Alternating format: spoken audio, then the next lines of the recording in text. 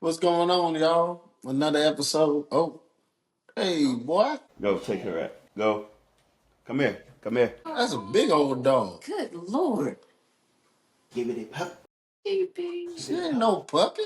Go. She turned one Go. Sunday. Is she big? That's a grown woman. Y'all ain't helping my case. I want a dog and Pat. I mean, And the shark. All right, y'all. Welcome back to another episode of City on the Hill, City OTH. It's all of us, all four of us here. We're ready to go. We hope y'all have been enjoying the episode so far. And today we're gonna kick it off. Okay. Um, Before Go we ahead. kick it off, make sure you like, subscribe, hit the heart button, you know, and just get the notifications that we coming on every Tuesday. Real stuff going on over here. Real talk. All right. So, real on the hill. What's our question of today? Real on the hill. how do you, as parents, men and women, come from work and transition into home life? Like, how long does it take you to be like, ooh, I'm home? Like when you say that, you saying when you get home and then kind of like relax or When you're off from work, you punch out and you're home. Like, huh? how do you get home mentally? God, That's a good question. I think I have to consider the fact that I do everything from home. So I'm already here. But what I do try to do is set the atmosphere for those coming in. Because when they leave out of the door in the mornings, there's an atmosphere that I like to have because I like to enjoy my space.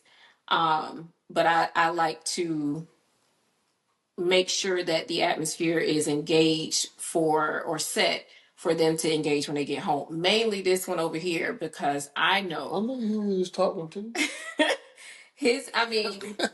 the children are going to do what they do, but I do like to be in a good mood. I like to make sure that, the things that I have dealt with for the day are kind of like, I'm not going to say gone, but that I'm in a different space to receive the children because now I want to give my time to them. So I do like to take, like, if I'm working up until the time that I have to go get them, I like to take an hour before. I try to be done. That doesn't work all the time, realistically, but I try to be done with what I have to do at least an hour before so that I can decompress and be prepared for them. When it comes to him coming home, the little things that I do to make sure that when he gets here, no one is bothering him, because we used to joke and say he need like 20 minutes. At least give him about 20 minutes before y'all talk or any of that. So that 20-minute is still like an unspoken rule in our house. I know he's going to go in the bathroom and he's going to sit there for days. And I let him. And I used to get angry, but I let him because I realized I'm not the only wife. They got a husband that go and sit in the bathroom for, I call it days, long time. So I let him. I tell the children, yes, your dad is home. Give him a minute. And they know a minute don't mean a minute. Give him several. Leave him alone. So I try to guard his time and his space when he comes home. Now, I'm looking for him after you had that shower. I'm looking for you. I need you to come I'm on dead. out I'm dead. and secure the fort. I'm I need your voice. I need your authority in the space, because by now the children have gotten a little bit, they tap dancing on the nerves, and they are yapping or they're asking for things, they want food, all of that. So by this time, I need adult interaction. So I do like to make sure that all of us are well prepared to like commune and connect yeah. after a full day of whatever we got going on. I don't like to assume that our children, though, because I know we always think about us as adults when it comes to working and how we feel when we get home. I don't like to assume that the children did not have a day where they need to land and decompress just the way that we do. Because if I think about it, I told Mackenzie this recently. I was in high school once, and I know how I felt after high school and how I wanted to just dump some stuff on my mom after school, and or there were things that I wanted to say, or there were times I didn't want to talk. I just wanted to be by myself. So I don't like to assume that children don't need time to decompress either. So that's what I mean when I say like setting the atmosphere when they come home. Something as simple as fragrance. I'm big on fragrance. So when we walk back in the door, I like for the house to smell like oh, when we home, it smells so good in here. Something that immediately makes them relax. It targets your senses. I do pay attention to those types of things. I'd like for them to come into a clean home. It's something about coming back home and your house is clean and there's nothing in your way. You going straight to your room or wherever, but you got a clear path to get where you're going. And there's not a whole lot of stuff happening around you. So I do like that. I like putting out Pat's towel and washcloths that he is prepared when he does come out of the bathroom. He has his towel and his washcloth. He can go, in the shower or whatever. And that's one less thing he has to do for himself.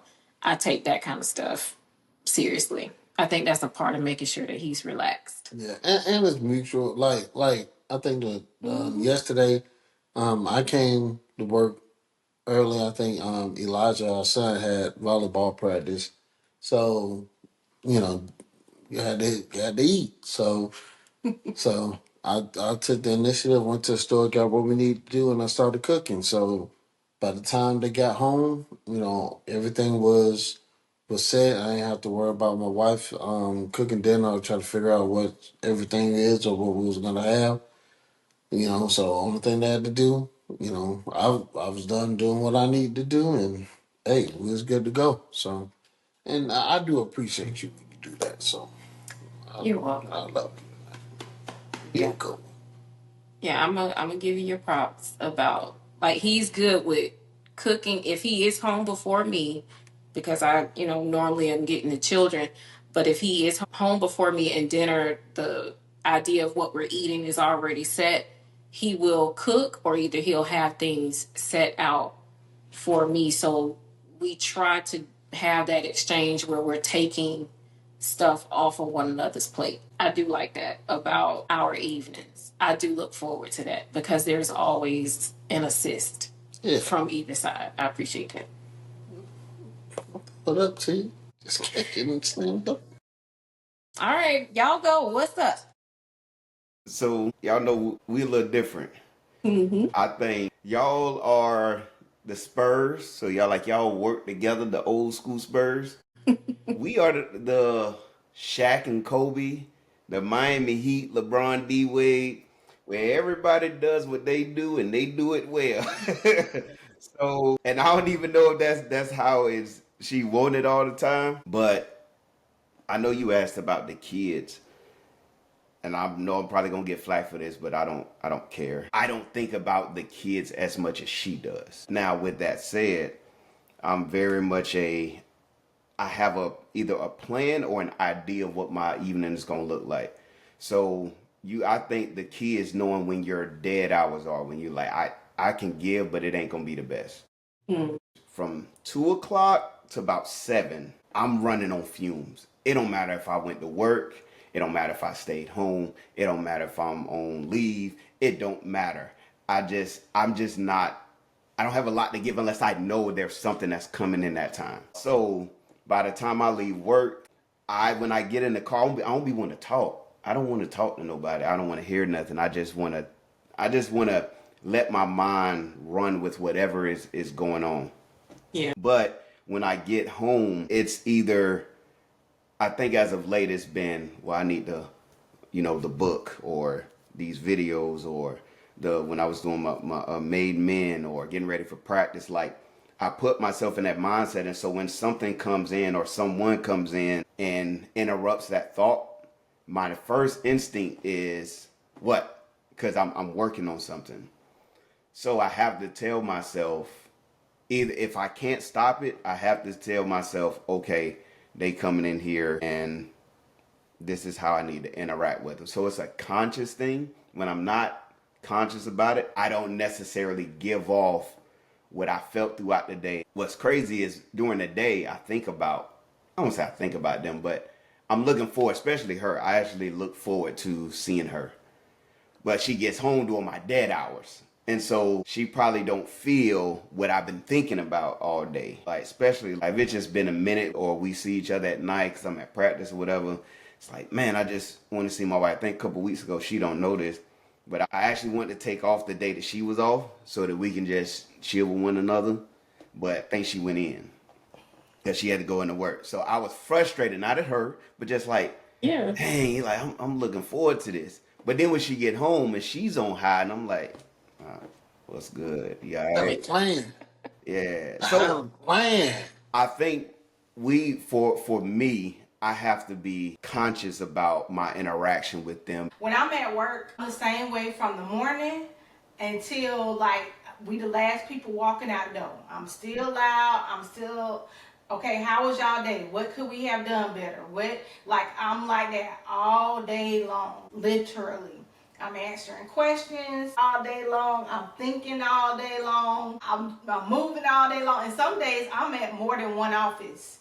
So like I'm driving from one point A to point B, driving back to, to see my patients. I'm thinking about insurance. I'm thinking about scheduling. I'm thinking about like I'm training. So when I get home, I honestly don't have a like I gotta like not do because I still have to do because I'm still a wife and I'm still a mother. So I have gotten better in the transition of like, okay, meal planning, making sure that this is done, making sure that it's done. Like usually when I'm off on Wednesday and like I love my husband to death. I love my kids to death. But I don't like being off when they home. Because I have things to do. Like I need to do laundry. I need to do this. I have a schedule when I'm off. So when I'm off, I'm usually not off. So about 8 o'clock, 8:30 is where my meter is like, all right, mom then went in her room and that's it. That's a wrap.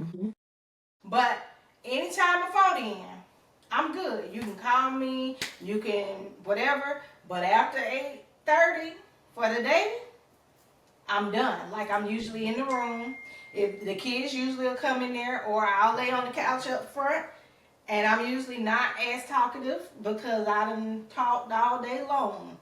But I'm just like, hey y'all, and what I love about Jada, because me and Jada ride together in the mornings and in the afternoons. But like she'll kind of prepare me before she get to my job, because she'll be like, Ma, I have something to tell you about school, or I had such a good day. And so when I hear her saying that she had such a good day, just knowing her personality, I take full account. Like she come in, my coworkers don't say nothing because I be like, I have to see what Jada talking about. Let me see what this good day was about. What was so good about it, girl? So Brighton will even text and he'll be like, hey mom, how was your day? And I'll be like, good. How was yours? And he'll tell me something. But that's just what they do. Even the oldest, he'll be like, hey mom, have a good day. I'll be like, all right, you too. Hope you have a good week. So I'm just always in a mode of I don't have a shutdown until 8:30. Real quick, I think because I'm a person that I won't say I just do without thinking, but I respond.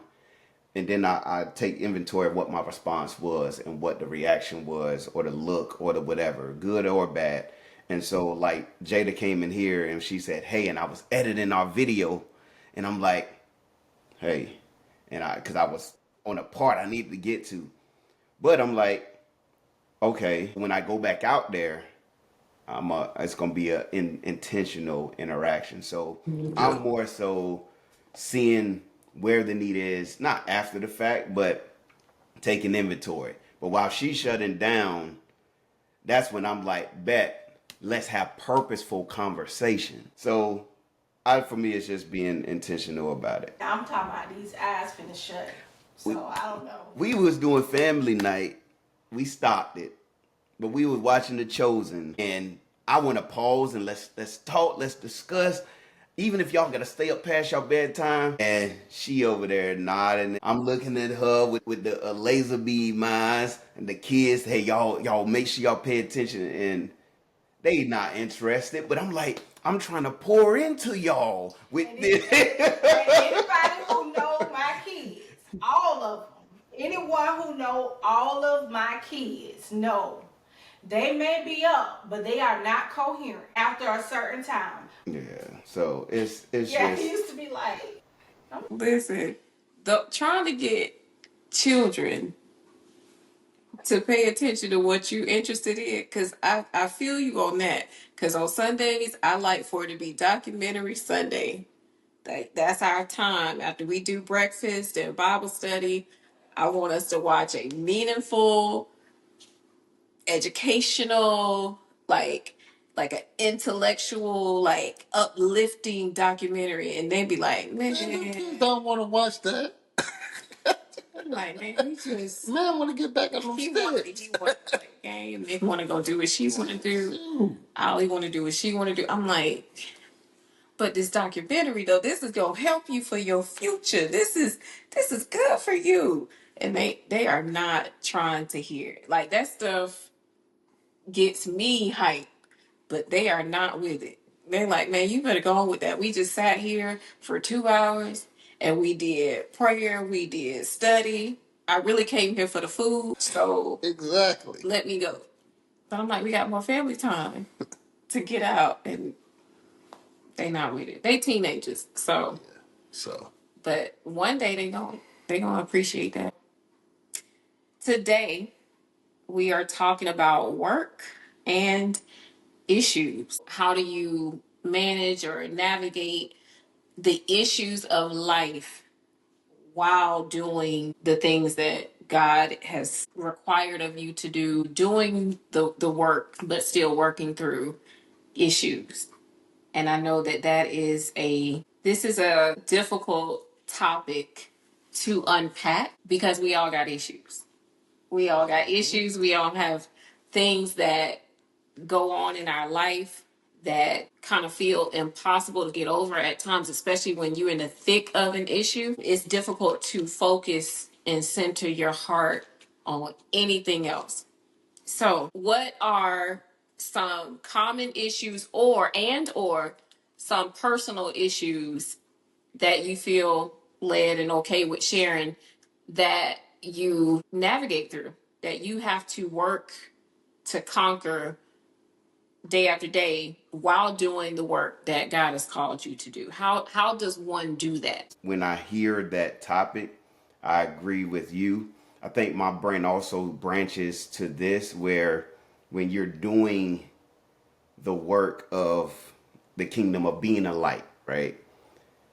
And you like, I'm walking this thing out, but then you still got human stuff, whether it's the small stuff to speaking to people, and you like, I'm tired. I don't feel like talking to nobody this morning, or to the big stuff, right?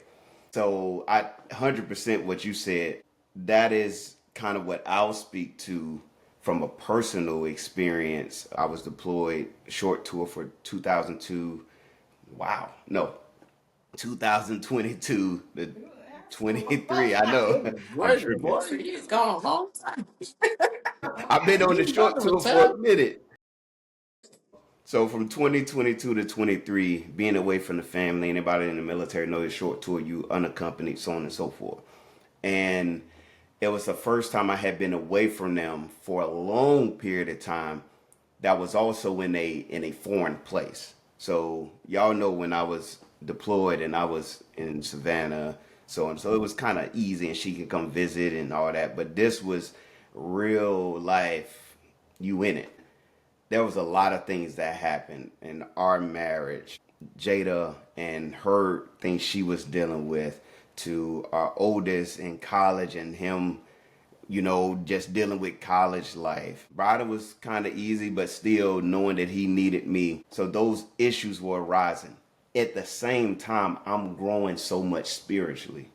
I'm growing so much in these ways, leading men's Bible studies to leading at work, leading a group of men that I love to this day, the best group I've ever worked with. Them pouring into me. I call that place that where we were the mountain. Like when Moses went on the mountain, Mount Sinai was with God. That's how it felt spiritually. But I'm also my first month in get a call that I might have to come back home for issues and not knowing what to do. We having a conversation about that, like, hey, do I need to come home? This and that. So doing the God work, him doing the work in me, but still feel like maybe this ain't the place I need to be.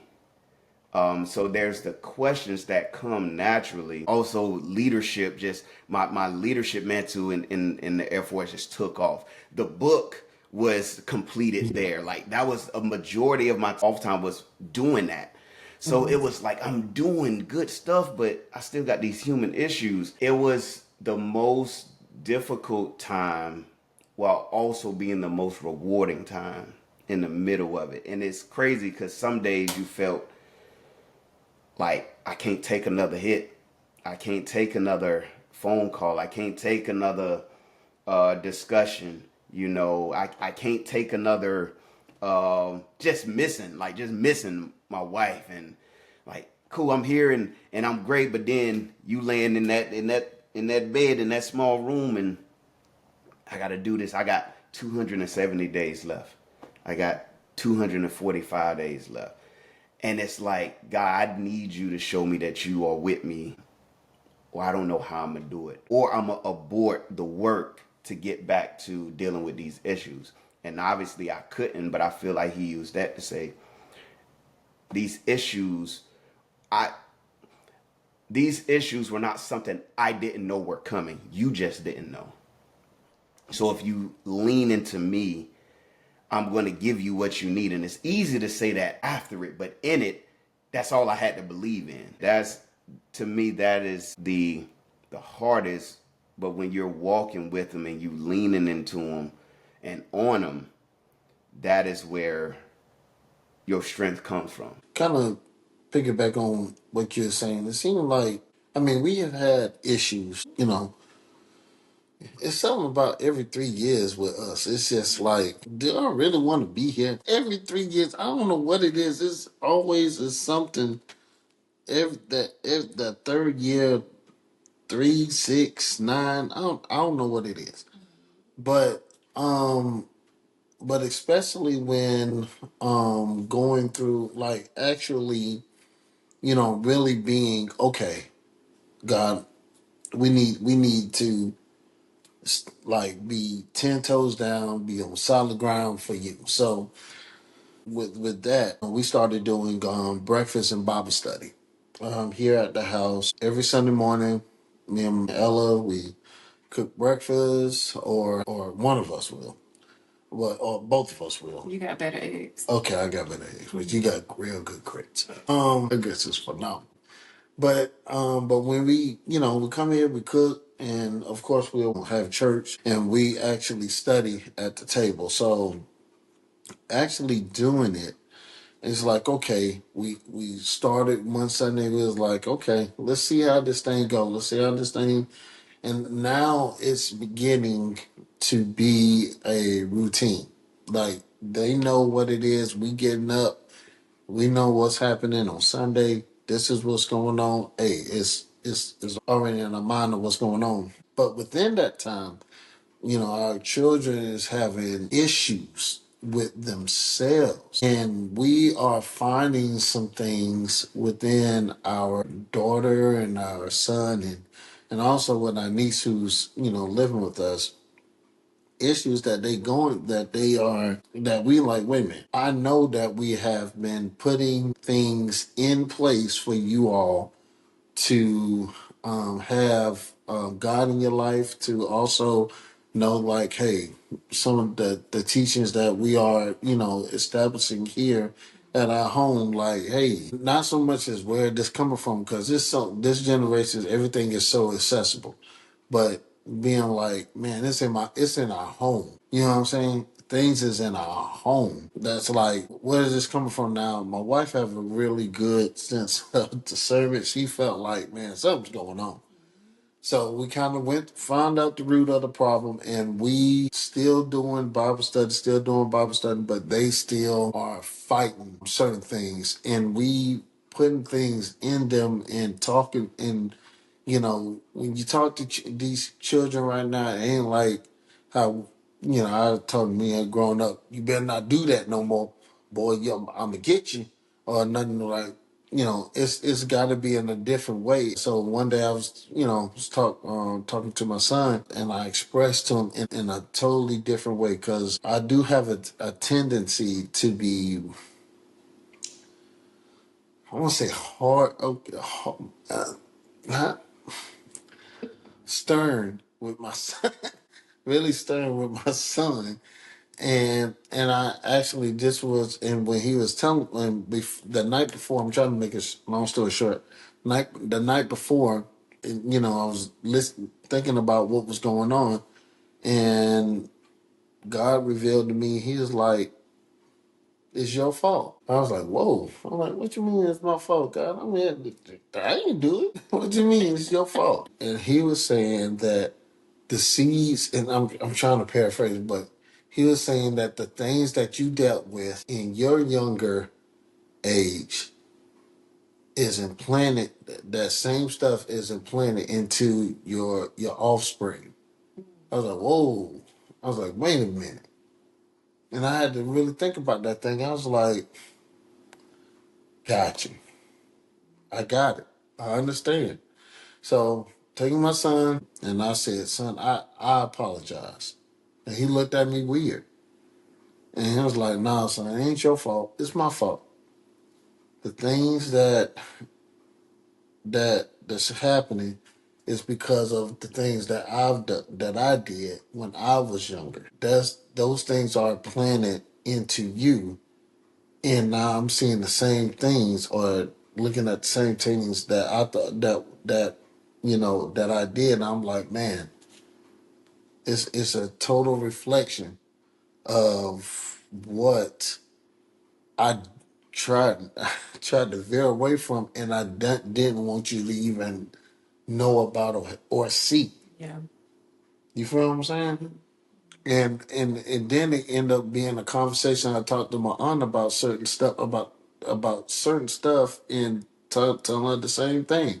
It's like the things that happened with me, with my father and my mother, happened to her father and my grandparents, and the same things that happened to them, it's the same things that happened to my great grandparents. And so it's like the cycle's got to stop somewhere, and somebody has to acknowledge, like, okay, we did this, we did this, and we have to be like, hey, this is an issue that we got to take care of. So I'm saying that story to say is that even with the work of what we doing here at our home, even with us doing this, our issues they're still going to be here if they haven't been resolved. You feel what I'm saying? So but we have to also acknowledge, like, some of the things that we planted may have, now it's coming up, and we see it, and we like, I don't like what I see that I did. Yeah. It's like a mirror, and Right. you'll kind of Yeah. change the reflection of the mirror. Right, exactly. Yeah. Yeah. I know people are gonna laugh when I say this, but so I have started reading my Bible every day, like diligently. Like I got a streak going. Like me and my daughter got this thing going where I'm like, "Where you at, girl? Let me see your streak, cause you ain't gonna beat me, you know." And so the challenge is, it's not just. I know a lot of people have the Bible app. If you don't have the Bible app, get the Bible app. Get the Bible app, because it's not just the daily scripture that me and her read. It's like, okay, now you got to find another scripture. Like, okay, it say yes, you clicked on your phone and you got this streak.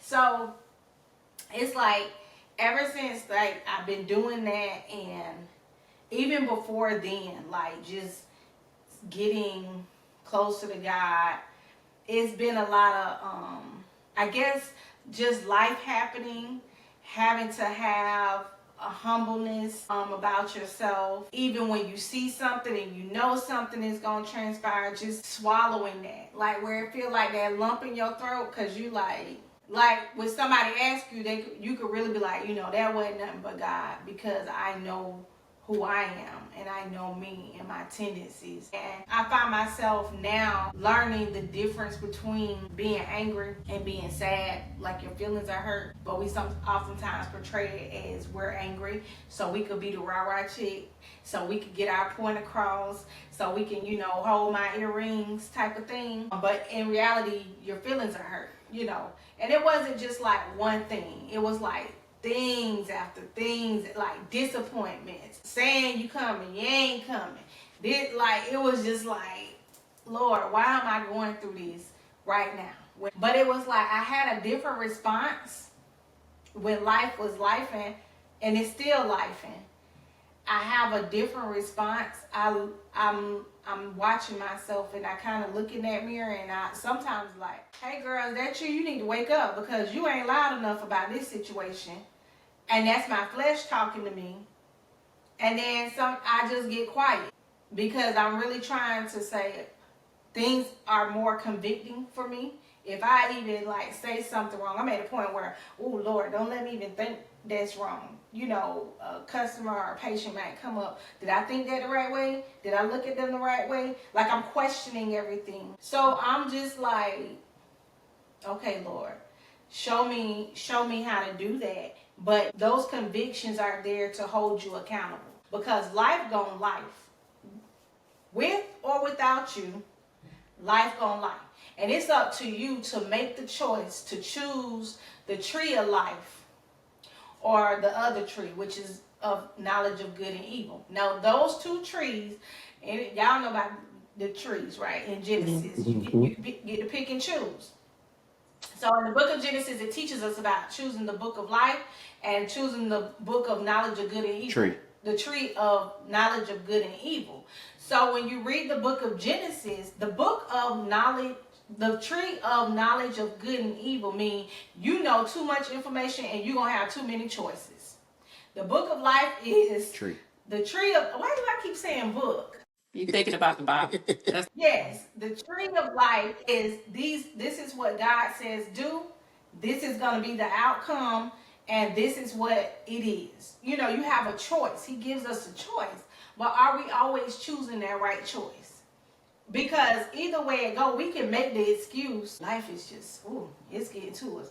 Okay. But when you get up there and he say, but what did you choose? Mm-hmm. I always tell the kids, when you be thinking, just choose God. Just choose Jesus, honey.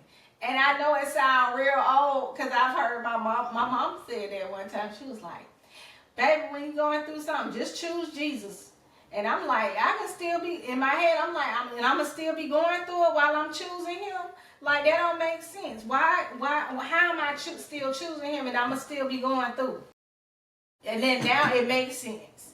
Because in actuality, if you don't choose him, it could be way worse than what it is. So you might as well keep your focus on him and let the chips fall where they may. I was listening to all of you all, and one thing, Varus, you said you mentioned people, and a lot of times people they're gonna always remain to be an obstacle. They can be a distraction.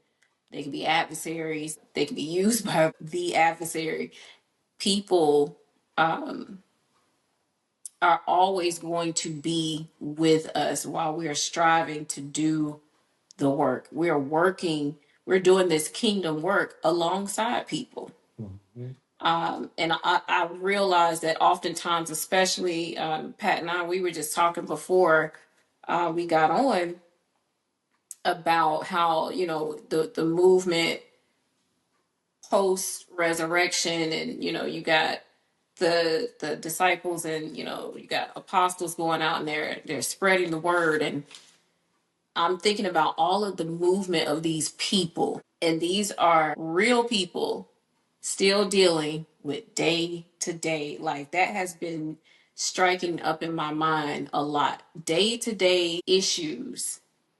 And while you're doing this work, you still got your regular stuff that you have to contend with. No matter what's going on, you still have this assignment, but you still got stuff, people. When I hear this topic, I immediately go to the heart. The Bible constantly talks about guarding our heart. It talks about protecting our heart. All of the issues, like it is the source of life. And when we were talking earlier, I was saying if our heart physically stopped, we done. We're done. So if our heart stops, our spiritual well-being stops beating and being connected to the source of life, that tree of life, if that stopped, we're done spiritually. We're done. We would tap out. And I look at us, even some of the things you just said, some of the things Fran just said, I'm looking at us and it's like we are wounded warriors day to day. We're wounded. And it could be anything. It could be a multitude of things that we are challenged with day to day. There are things that when we make decisions, issues arise. We might make the wrong decisions, issues come about as a result of that. There could be things that we cannot control that spark issues that we have to contend with or challenges in our life. But how you manage that starts in your heart.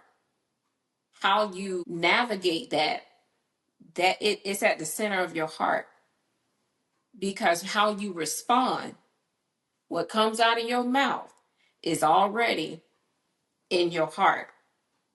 Because there are things that you cannot control that are going to happen.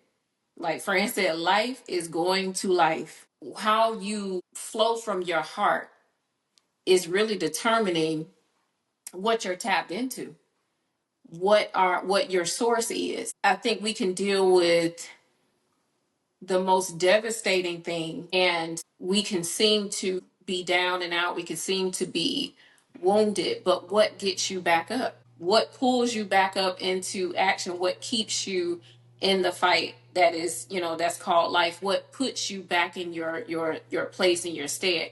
Only God can do that. I always say that now, and I often use my mother's passing because that honestly was one of the most devastating things that I had been through.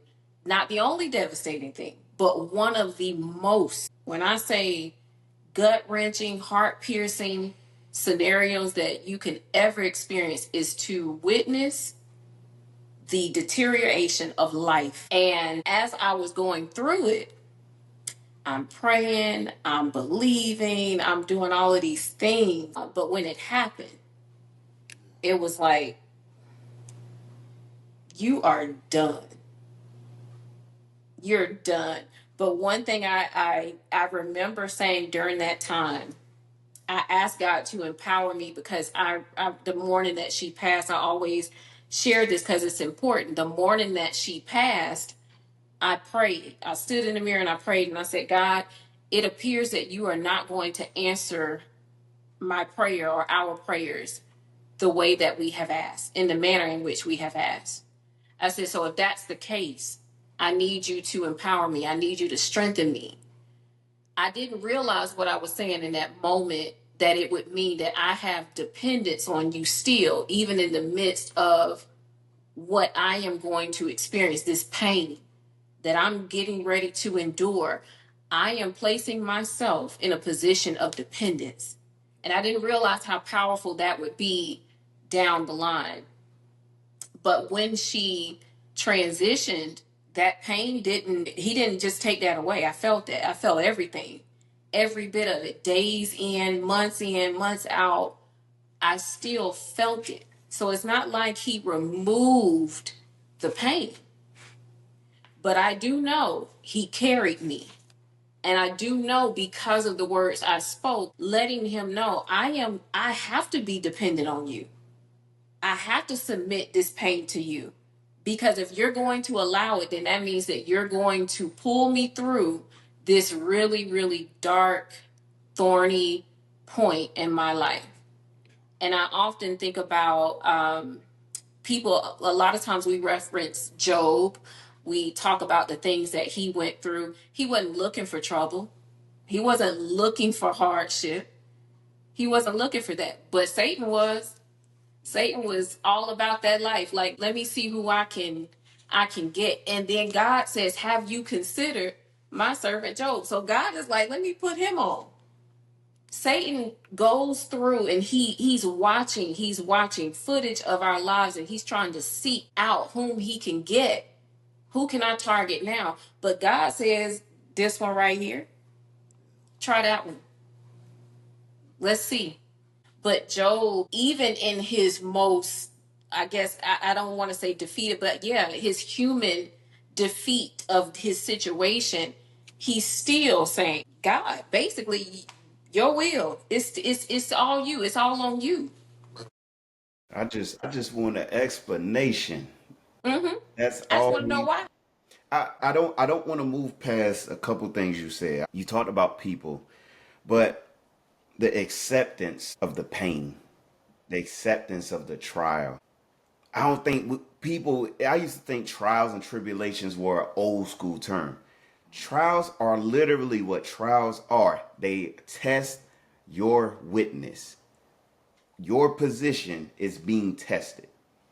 And we gotta, God does not tempt, but he does test. Just like a good teacher would test to see where are you. One of God's purposes in the testing is to show you where you are, to show the place where you can get better, and also to pull you closer to him.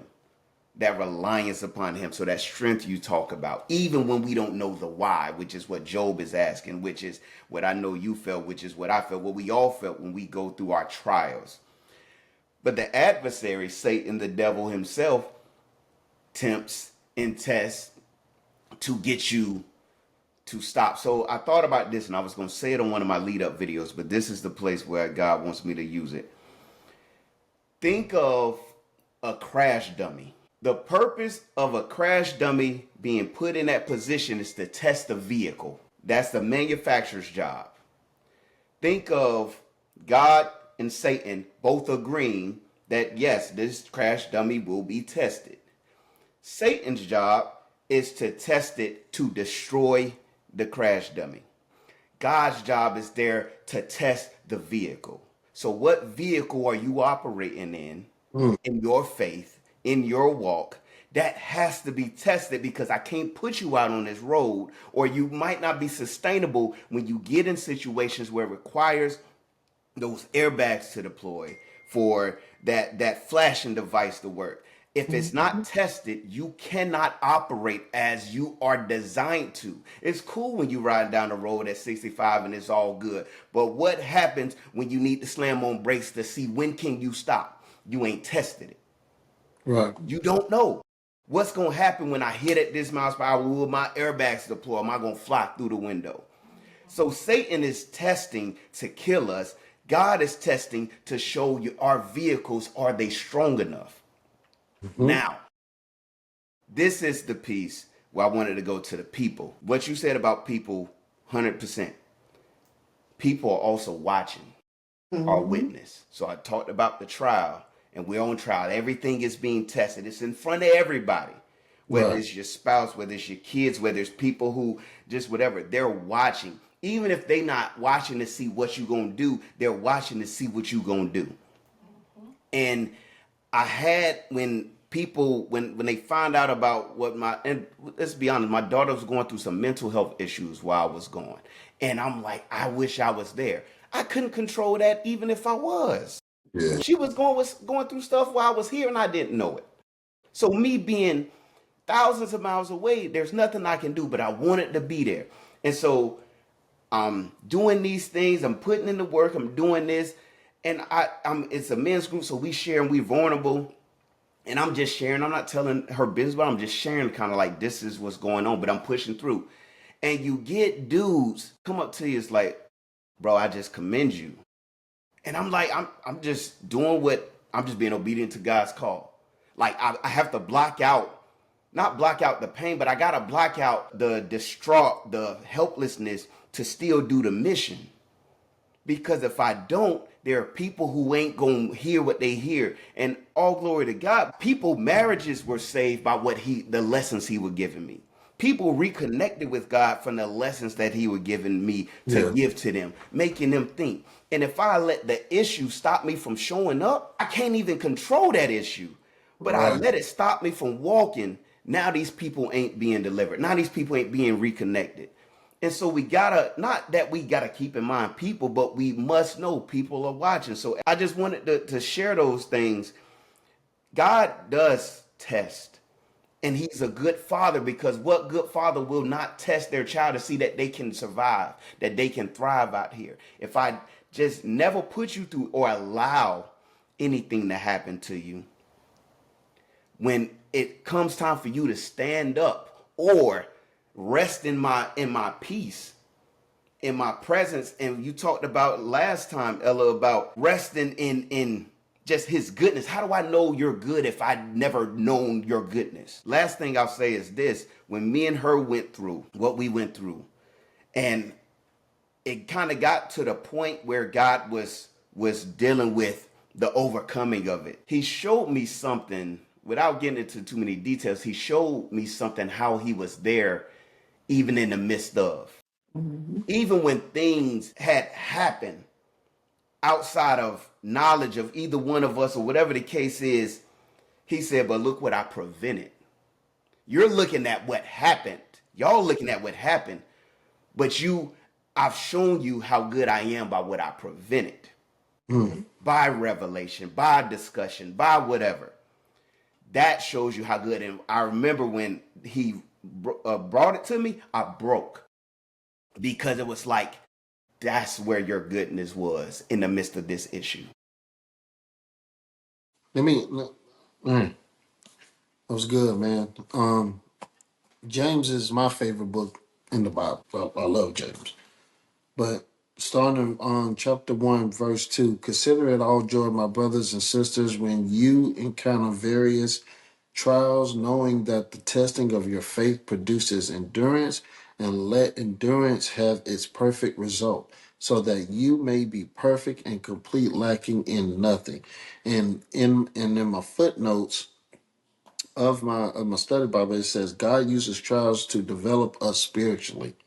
Further down is saying that God is working to produce endurance in us. So don't try to short circuit a trial by illegitimately seeking to exit. God is trying to make you spiritually perfect and complete. Conflicts you experience in the physical world are a means he uses to draw your attention to something in the spiritual world. So when we're going through these trials and tribulation, I know it's hard, man. I know I don't like it. Ella can tell you, I don't like conflict. I don't. I run away from it. But I understand that we have to go through these things to even try to be better. I mean, I know even like when our marriages, because when we first started, we I do not like to argue. I do not like conflict. I'm like, yeah, okay, yep, you're right. Okay, I don't. But for you, for her, and for you, Ella, you like that, so we can have conversations and try to understand certain things that we can really get to learn from each other and put in place. And then also being and going into the word, going through these, it really tests our faith to the point of like, all right, are you gonna give up on me or not? Like I put this in place, and yes, it's hard for you. So what you gonna do now? You gonna give up me? You gonna give up on me now? Yeah. I've done this for you. I've done this for you. I've done this for you. So you gonna give up on me because I don't because this had happened? Spiritually, it is necessary. I'm not saying that I'm 100% there, but I'm not where I used to be early in my life. You know what I'm saying? I'm not where I used to be. But now, where I am right now, in doing this and trying to understand who I am as a believer, like where's my place? Where's my place in your word? What does this word say about me? You know what I'm saying? And I want to continue to endure that, even though my physical trials, physical things that we going through here at home, even things for our kinfolk and stuff like that. Hey, it's trials going on, man. But hey, I still want to be present with you, even though I'm going through all of this that's going on. So friend, how you feel about that? I always, because the way that my mind thinks and while you're going through, sometimes when your heart posture changes, not sometimes, but when your heart posture changes and you have a different aspect of something, you can be going through something and not realize you going through something until you like start somebody be like, hey, how you doing? And then you just be like, oh yeah, this right here going on, and this right here, and they be like, dang, you got a lot going on, and you like, Yeah, it don't feel that way. Like right, I'm right. like, it really don't feel that way. In Philippians 3:12, it says, I don't mean to say that I have already achieved these things or that I have already reached perfection, but I press on to possess that perfection for which Christ Jesus first possessed me. No, dear brothers and sisters, I have not achieved it, but I have focused on the one thing, forgetting the past and looking toward what lies ahead. I pressed on to reach the end of the race and receive that heavenly prize for which God, through Christ Jesus, is calling us. Let us all who are spiritually mature agree on these things. If you disagree on some point, I believe God will make it plain to you. But we must hold on to the progress we have already made. If you read it in a different version, it's going to be the scripture of press towards the mark of the higher calling. Like, I can't major in the minor. Like, I can't focus on I can't focus on the problem. I have to focus on what God is calling me to. So I didn't always think that way.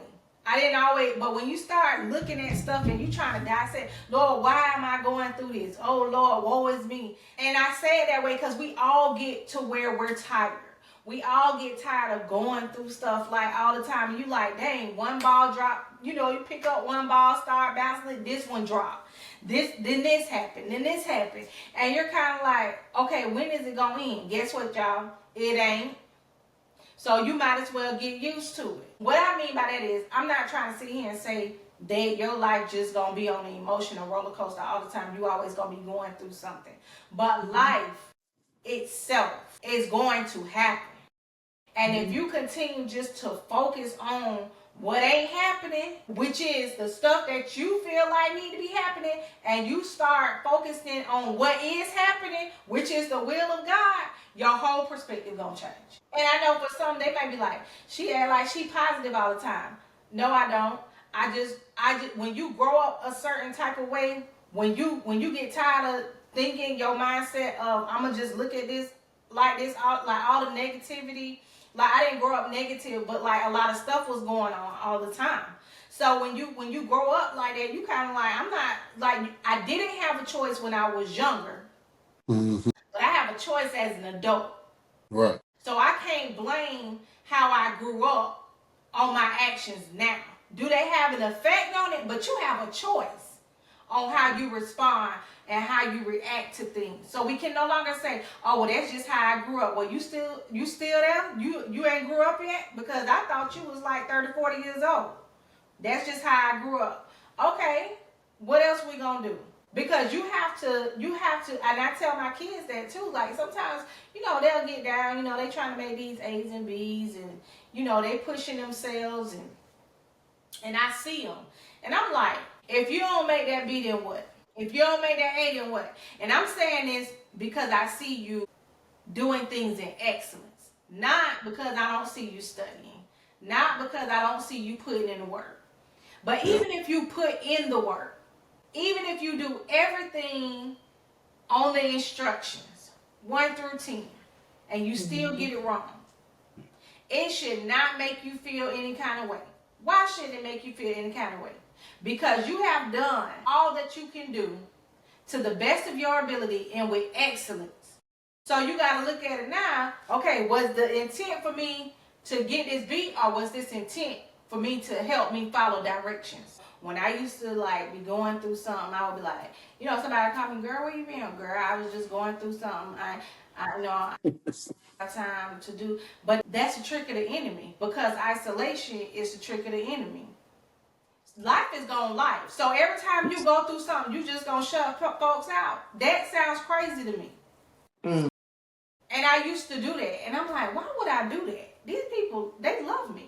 Why would I shut them out just because I don't want to vocalize or be adult enough to vocalize what it is that I'm going through, or to say, hey, I am going through something right now. I don't feel like sharing it with you, but I'm going to still do this thing called life.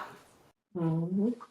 So when you get to those points of that, it's still it kind of do something to me when it's like, oh, I ain't doing that because I'm just going through too much. I ain't going around because I do. Maybe being around someone, people need people. I don't care what nobody say. People need people. So all of that trying to shut yourself off because this person don't do what you feel like they gonna do, or this, that, and the third. It's like people need people. The Bible talks about no man being an island to himself. I want to pose a question to the group. We're talking about working through issues, and what you said. Mm-hmm. That's why I was like, I gotta ask this question. How do we? A lot of people do what you said because they don't know how to ask for help. Right. So I'd rather separate myself because I don't know how to get through this. What is y'all experience with that personally, with you not knowing how to seek help in the work, or people turning you away when you could have helped them in their work, in their walk? I used to be the person where I'm just shut down. I'm shutting everything down. Don't call me, I'm good. And I learned that where there is silence, there's room for the enemy to take control. I thought about it. I was like, dang, I was going through all of this stuff. Basically, I say by myself.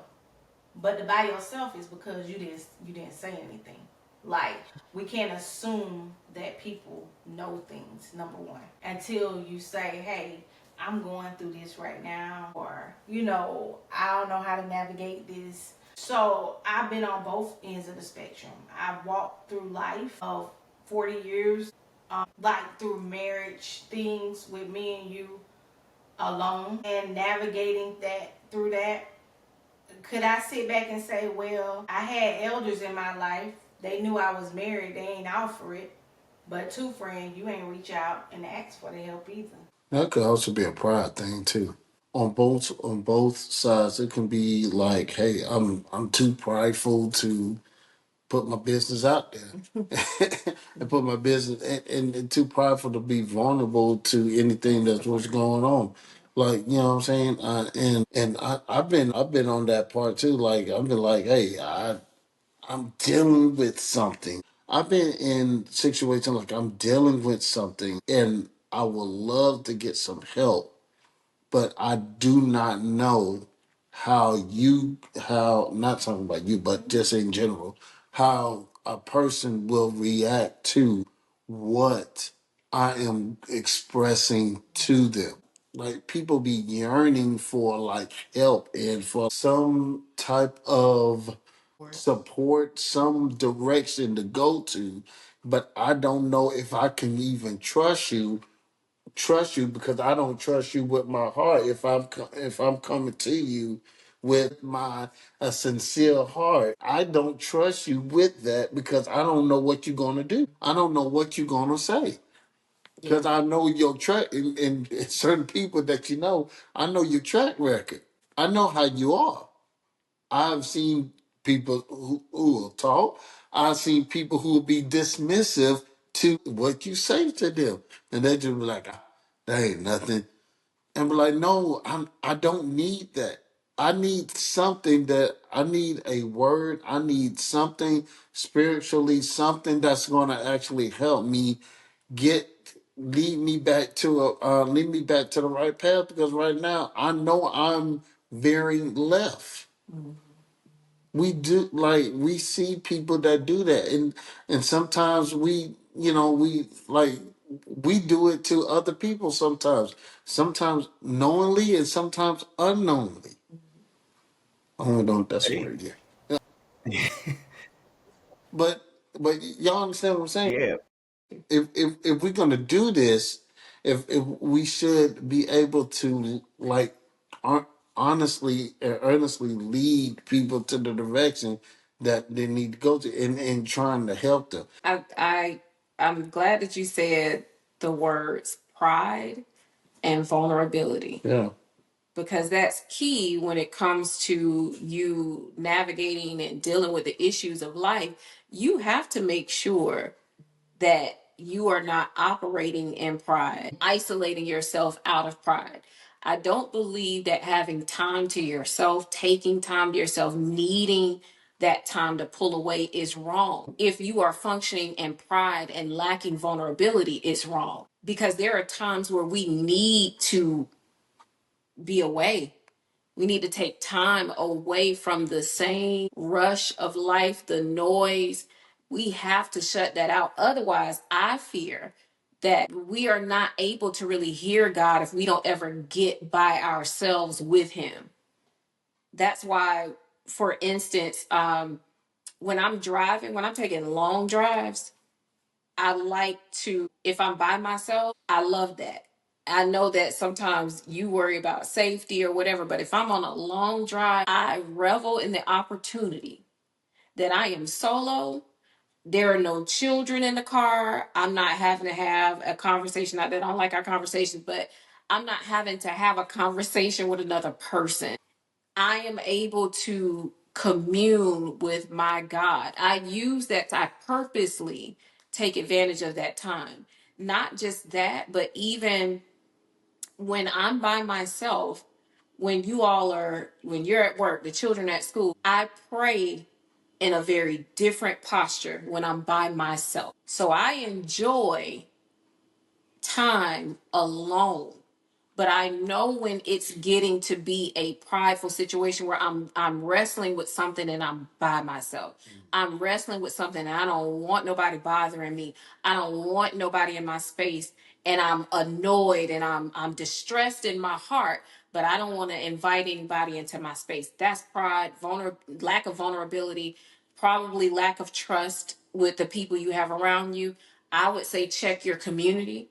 If you don't have people that you can be completely vulnerable with, wrong community, wrong circle, as folks say. I use this as an example, and I'm saying this because, I'm honest. I'm an honest person when it comes to stuff like this, like issues of life. When my mom initially got sick, we already knew something was going on. But when the diagnosis came down, because I was previously told that I am not, what's the word? It was a particular word, but it was related to vulnerability. Like I am always seemingly good. Like she's strong. She don't really, bounce stuff off of people. So she good. But in that time I purposely sent a message to 5 people. I believe it was 5 people. And these are the people that I love dearly, trust, all of that. When I sent out that message, as things began to roll, and it rolled fast, what I realized is in my vulnerability, I was able to have revelation. God also used that time to show me who your community really is. And people may not like the choices and the way that I moved following that, but it was important to me to acknowledge what was real and what was not. Who can I share the toughest points of life with? And I feel safe, I feel covered, I feel valued, I feel supported, I feel heard, I feel loved, all the things. Who can I share this with? Because some of these people I've been through high points with, never been through the low stuff, but We using the term sis, and we saying, I got you. We doing all of the language that we talk and we use so loosely. I don't play about that now, because now I know what it's like when you at rock bottom. When I say rock bottom, I know what it looks like to be there and look up and see who's there. I'm not talking about just in the physical. I'm talking about I feel this person's heart for me. This person is pressing their face against the floor for me, for my pain. But it also taught me how to give that back, because I don't think that I was good at that prior to experiencing that for myself. I don't think I was good at understanding how to be with someone in their lowest point. So he did a double work in me with that. He showed me who I could rely on, but he also showed me me. So I like to say, when you complain about something or when you witness something, God always showed you first. So it was a situation where he was able to say to me as well, now that now you know how to govern yourself accordingly when that hits someone else's space in their heart. I want to touch back on what you said when you were talking about conflict. You don't like conflict. I i am not a conflict driven person, but I'm not afraid. So even when I wasn't being mean. no, I don't feel slighted at all. Like, because you're right. I'm not a conflict driven person, but I'm not afraid of conflict. Yeah. If I see a boulder, I was using this analogy with our daughter the other day. I am not going to walk around the boulder. I ain't walking around that joker. I want to pick it up and I want to move it, and I don't want it to be in my space. I see it. I'm not going to ignore it. I am head on. Kind of like how David with Goliath, he was like, who is this uncircumcised Philistine? Like, who is this that's going to come against the army of God? Like, who is this dude? Mm. He was basically looking at a challenge that was bigger than all of them. Everybody else was acting all scared and timid. And he like, yo, man, who is this? Wow. We serve a mighty God. We're Israel. So who is this that would dare challenge? And I look at the issues of life in that way, even though it can be scary, even though it's challenging, even though it's pressing, even though it's weighty. I look at it like, what is this? Mm-hmm. My God can do something. He gonna do something. Even with mom with cancer, I'm like, okay, when she called, I was getting my hair done. I knew the answer. I already knew it. I knew the answer. But I said, okay. We got some things to go through. When I realized she wasn't going to make it on this side, okay. All right. We gotta go through this. This hurt. This is terrible. All right, God, it's on you. It's on you, because if either you are who you say you are or you not. Either I believe that you are who you say you are, or I don't. So when challenges arise, when issues arise, I'm looking at it like, who is this Philistine? Who is this giant? What is this issue that would dare come against me, child of God? I serve the Most High God. Mm. So even if it's something that comes my way as a result of my decisions, David, I still believe you got my back. Not that I can keep screwing up, but I know that the God I serve has my back and that he will carry me through this, not without consequence. That's another thing people need to understand. Some of your issues ain't because the enemy after you and he been sifting you like wheat. It ain't that. It's because you done made some decisions, you done thought about some things, and you done acted on some things, you done implemented some things in your life that God did not permit for you to do so, but that was your will, not his, and now you're dealing with the consequence. So you need the Most High God, his strength, his wisdom, his knowledge to guide you through that. We have to be clear about the types of challenges, where it falls, what we're facing, because you can't blame everything on the devil. We gonna be honest about that. We can't blame everything on the devil, but I do look at those issues and I face them as if it is Goliath. I see the challenge. I know it's big. I know it's hard. I know that it is troublesome. I know that it is burdensome, but my God is bigger. He's so much bigger. So that's just where I stand with that. But when it comes to vulnerability and making sure that you have the right people around you, I think that that is super important. You cannot go through this life by yourself. So isolating yourself out of pride is not healthy. It is not healthy. There were times I had to pull away, but I believe that God will prick me and say, all right, now that's enough. That's you sinking. You sinking into yourself. Now you lean into your own understanding. Come up out of that. Call somebody. Talk to somebody. Go somewhere. Do something where you have to interact with people. And the last thing is, if you are a believer and you're doing kingdom work, you can't do it hiding out because it's the people. He came for people. He didn't come for your stuff. He didn't come for none of the other stuff that we hold dear.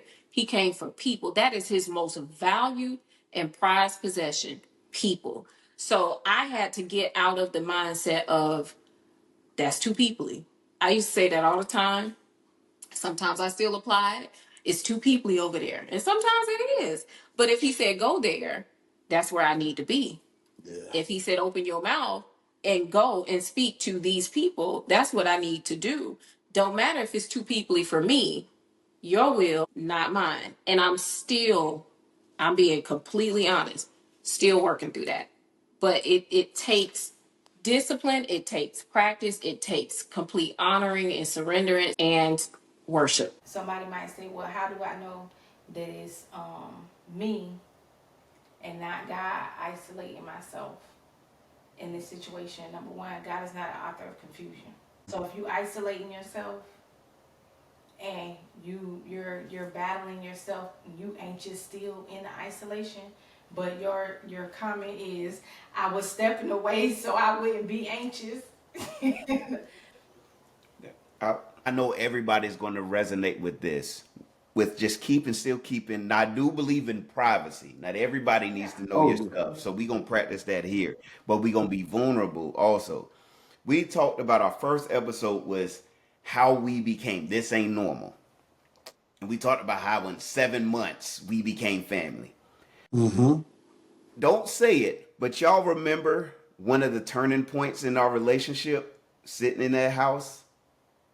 That discussion we had, and I was like, God put it on my heart, X. And it just came from y'all's vulnerability of just Mhm, what we was going through. And mhm, y'all have done that to us when we've gone through. So the family Mm. God created, and not every single person is part of your community. They might be a part of your country. That don't mean they're a part of your community. yep, Yep. So we love everybody, but we honor those within the community. But God brought our community together, and just imagine what wouldn't have transpired in our relationship, in y'all's relationship, and things that we've all been through if we just would have said, "I'm not sharing that." Wow. Like, and it's no credit to any one of us. Is all glory to God, but we got to be obedient in that. Like, just imagine what y'all couldn't have helped us out with if, well, we ain't gonna talk about that. We gonna come over, we gonna laugh, we gonna joke, we gonna do this, but we ain't gonna talk about that. We gonna go back mad at each other, not talking, not do, vice versa. With whatever, we all know what we've been through, Yeah. and God is like, allow me to show me to them through you. But in the other way, He's speaking through the people. Show your weakness. Come to me. And if we trust our community, whether it's 100 people, whether it's 2 people, if we trust them, we got to trust God that He's going to weed out what needs. And you brought that. The other thing, I do believe we live in a fear-based society, especially on the Western front. We're very bravado and very flashy and very boisterous, but we're a fear-based society. Wow. Anything that is connected with pride is bad. One thing that connects with pride is fear. You're prideful because there's some level of fear there. whether it's fear of being vulnerable or fear of what might happen if I don't showcase this. And in the book, I talk about how fear drove my excellence in basketball because of my failures. I didn't want to feel this again. And I got real good at basketball. But what that also did is it molded a character of arrogance on the court, of being insightful on the court, of being very, just, if I'm being honest, evil. Because now I'm using motivation that ain't of God to show how good I am. And it came from a place of fear because my high school coach told me what I couldn't do. That, like, fear drives a lot of pride, and pride leads to destruction. And the last thing I'll say, fear, going back to the garden, that is why they covered up. Okay. The first question Elohim asked Adam and Hava, that's how you say it in Hebrew, Adam and Eve, he says, where are you? And we're going to probably do an episode on that. But the second question he asked him is, who told you you were naked? Which means I saw no issue with you being naked, but you see the issue. So now you have a false pretense about something I said was good, and now you covered up. So what we have to do as people, instead of hiding, go to them, and we got to start plucking the leaves away. We got to start removing the branches. That's and it's hard because what if what gets shown, I don't know how to feel about this. I don't know how God feels about it. He already knew it. He already knew. Whether it was something that somebody did to you, whether it's something that just happened in life, or it's something you caused. I already knew you were naked. I already know what's under there. But I'm asking you, who told you that that way that you perceive life, people, yourself, is the right thing? Who told you that? Who told you that it's disgusting for you to be naked? And we as a society have said, no, we can't be naked. So now we gotta have pride, we gotta have ego, we gotta make sure that we do this. And that's why I'm gonna go there, why a lot of churches, bodies, and organizations who claim to follow Christ are in shambles, and people don't want to come because y'all not vulnerable. There you go. You're not sitting there saying, I'm struggling with this too, but this is where I'm going. So we would rather stay with leaves and have Christ spit venom at our fig tree. Yeah. Versus saying, I'm finna come to you and I can't bear fruit right now. The same word that can curse the fig tree is the same one that can speak to it and make fruit come from it. A good father, a good teacher, a good coach is going to not just say what you did well, they're going to say, you can't do that. Like, I coach, and the first time we run it through plays, I'm like, hey, let's do this. But then it gets to a point of, hey, you can't do that. Stop turning it over. That is the stuff people don't want to hear because Jesus is just full of grace and he's full of mercy. And then, yes. But the same God that sent Jesus is the one that is holding wrath back. That's it. Hey, I'm trying to give you this, but there's a time when I'm gonna turn it loose. I hope you on this side, because if you're not, and it doesn't just mean judgment, it's in the day-to-day. We find ourselves in positions God ain't called us to because we didn't want to keep putting the work in the walk, and we let the issues take over. That's it. I don't give y'all the right to be talking about some y'all God flipped over tables too. They ain't got nothing to do with you. He God, you ain't. And there was And there was a reason behind that.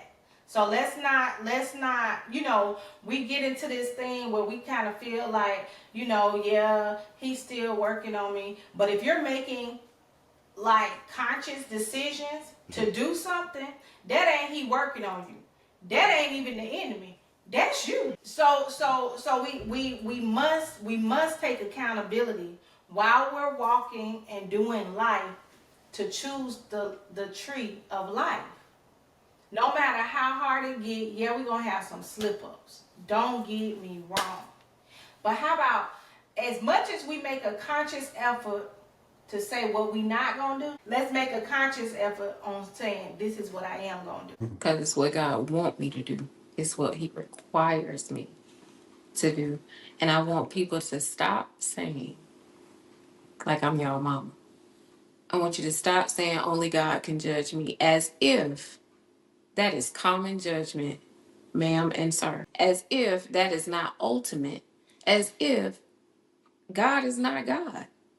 Like, if you say only God can judge me, it's like you're minimizing his judgment in your mind because you're putting yourself as if you're at an advantage somehow if God chooses to judge you the way that you should be judged. So when you say that, be careful, because when he does render his judgment, which side are you standing on?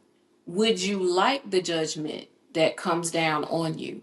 So while we have an opportunity, while we have the space, while we have the time that he is giving to us, we ought to live our lives in such a way as if his judgment is holy and righteous and good, because it is.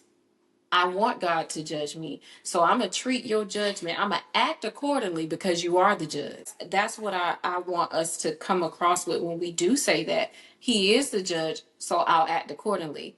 Not only God can judge me so I can wild out and do what I want to do because it's up to him to decide whether or not it's good or bad. No, you don't really want him to render that judgment. So bad back and decide, I'm going to do what you want me to do. I'm going to live unto a holy God because you deserve it. You holy 3 times, okay? Not just once, not just twice, 3 times holy, like infinitely holy. So my actions have to yield to your holiness. My life has to yield to your holiness. I have to want that. Although I'm imperfect, I have to want that. And I have to desire it. I have to chase after and yearn for your holiness, because without you, I'm nothing. Without you, I'm filthy. Without you, you can judge me. You can rain down your judgment on me. I want us to be mindful of the words that we use and certain sayings that we have taken in and made it common, and be warned that, even please read anytime the children of God made something common that was considered holy, God rendered his judgment upon them. Something that he designated and set apart to be holy, and they treated it as common. It was judgment that followed. So be careful with that. Yeah. That's all we got. That just knowing Oh man, that that was place. man, That's that was a it. good episode. Yeah, man. All right. Hey, I want to put a plug in. Hey, y'all out there, make sure y'all get Journey to Joy, right? Yes, sir. That's it. Yeah. Journey to Joy. Boy, Javaris Jones' first book out there. And oops, I'm sorry. And also I want you to cop my wife's book, Grieving with Hope. Did I Yep. say that right? You did. Yeah, I said it right. Grieving with Hope. Mm-hmm. Got the other part. Oh, yeah. 10 acknowledgments Yeah, for coping with grief God's way. that's why you here. Shout it out. Yeah. In the journal. In your journal.